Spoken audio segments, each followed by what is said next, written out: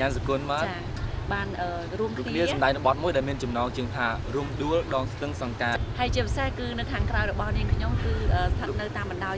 ដងស្ទឹងសង្ការបាទគឺក្នុងបាត់ដំបងបាទ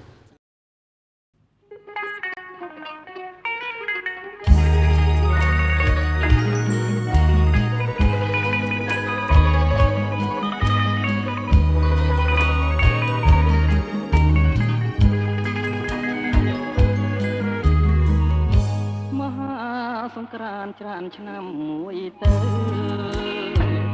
ទ្រង់សែនមកសើ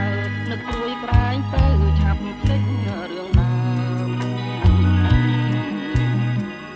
រឿងបាត់ដំបងចងតងដងហើ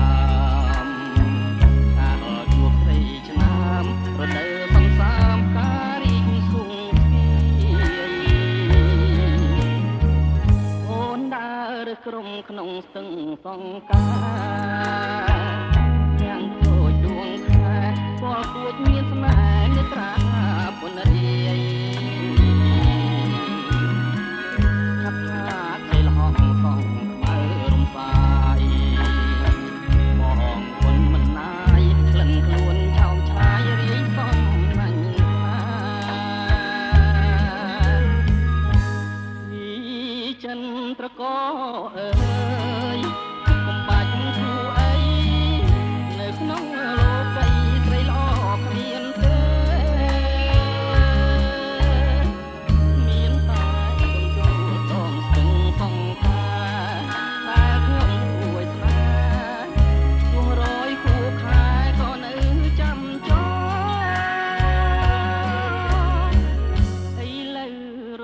ការរីកវិលវិញ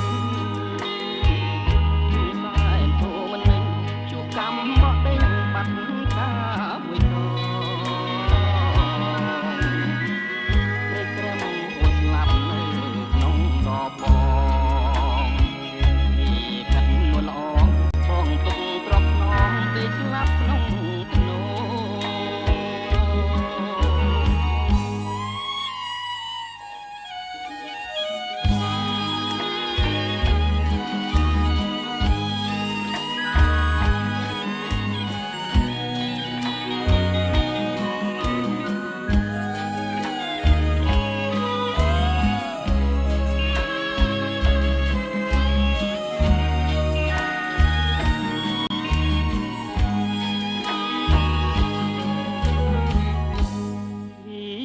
ចិនត្រក